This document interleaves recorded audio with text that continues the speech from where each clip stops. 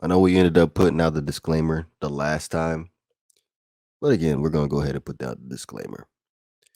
So, me personally, not big on politics and not big on the whole discrimination conversation. So, this conversation is definitely about to get sensitive.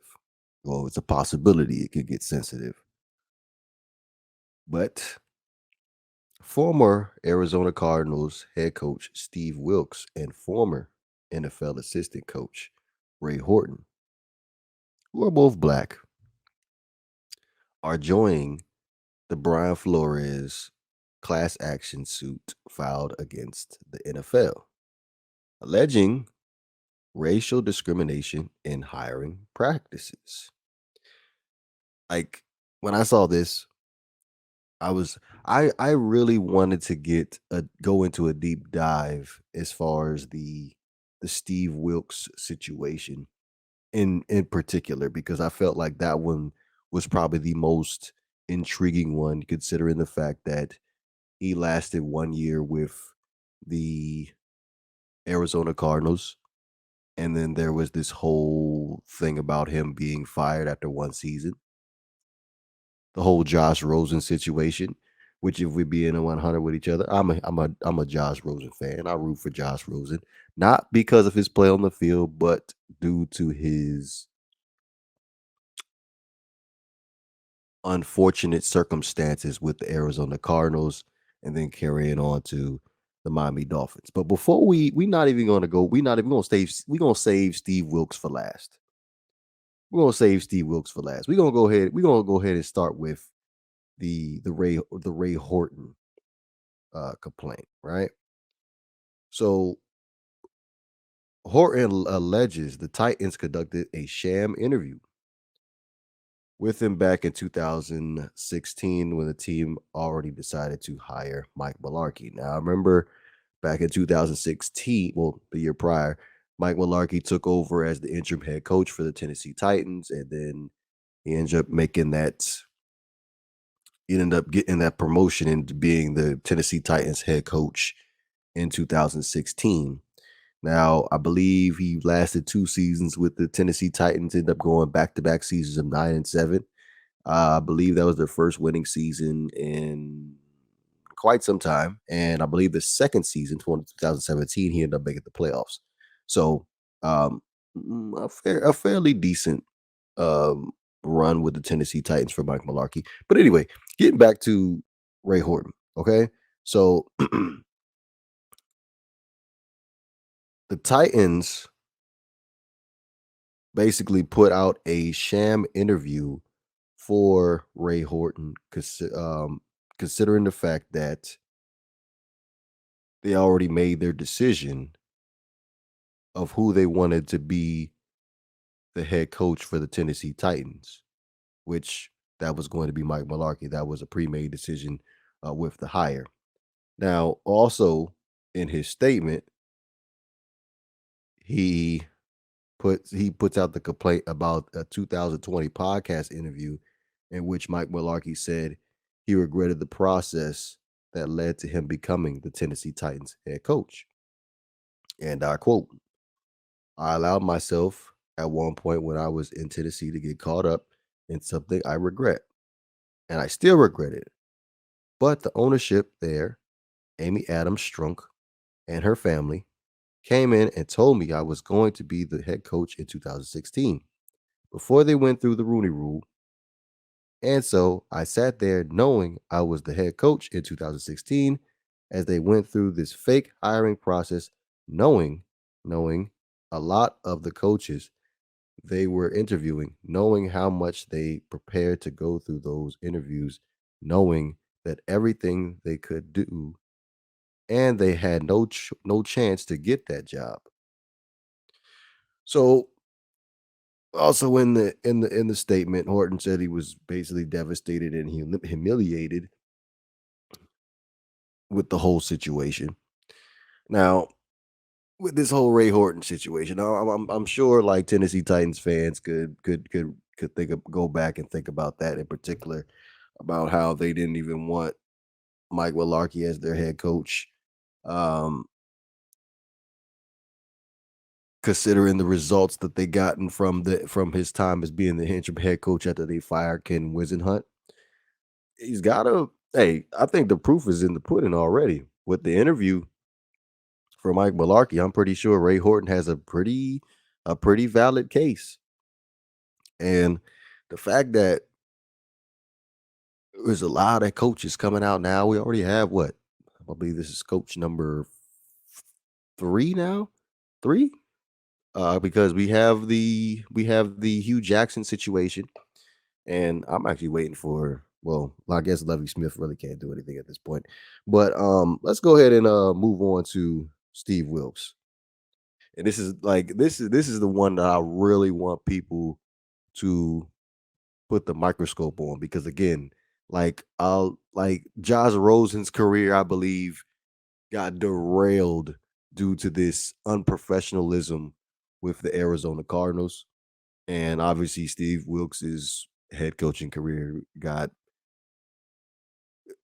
didn't end or basically didn't even start well, if we're being honest.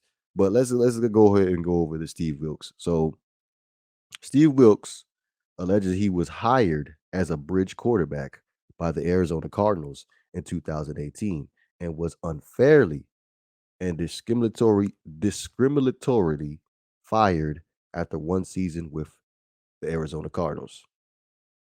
Wilkes alleges differences in how he was treated in comparison to GM Steve Kim, who was white. Now, this is where this gets interesting, right? Wilkes describes being at a severe disadvantage in his first season as the head coach due to Kim's 5-week suspension resulting from a DUI arrest, which caused Kim to miss the Cardinals training camp and much of their preseason. Wilkes alleges that while Kim was suspended, the GM participated in contract negotiations for running back David Johnson.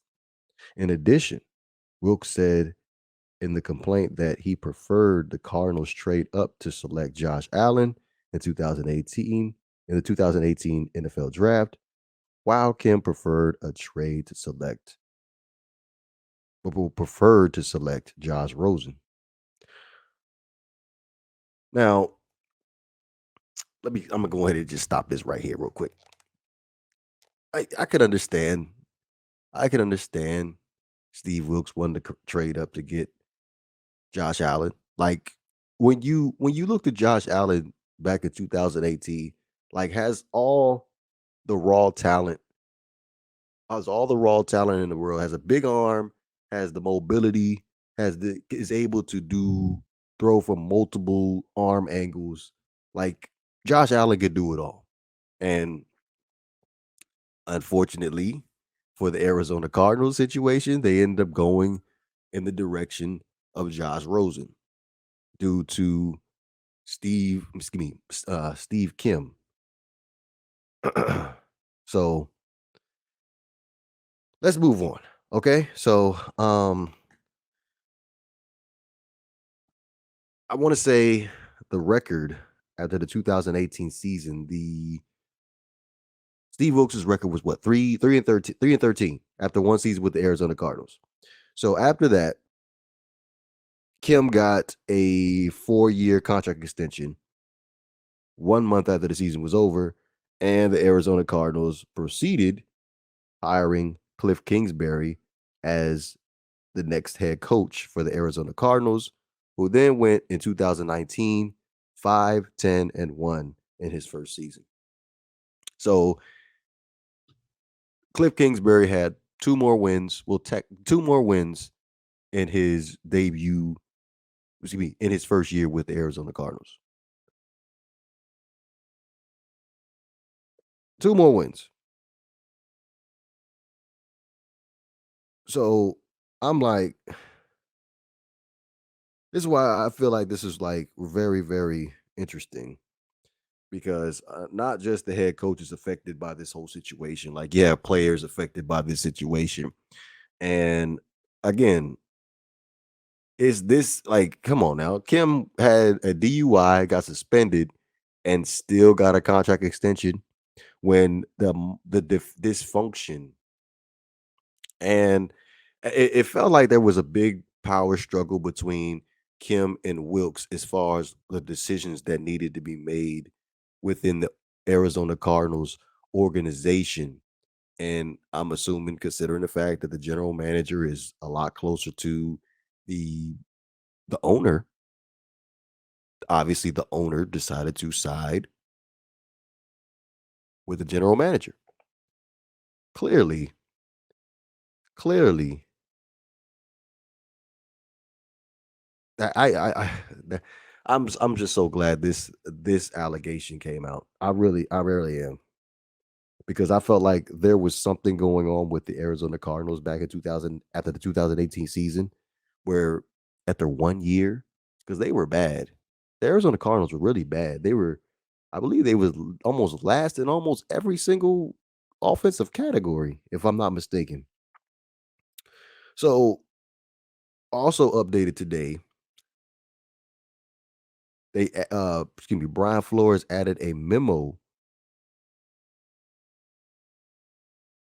dating back to December 4th, 2019, that he sent to Miami Dolphins general manager Chris Greer, CEO Tom Garfinkel, and senior executive Brandon Shore on Ross, excuse me, on Ross's desire to lose games and the toxicity that existed within the organization.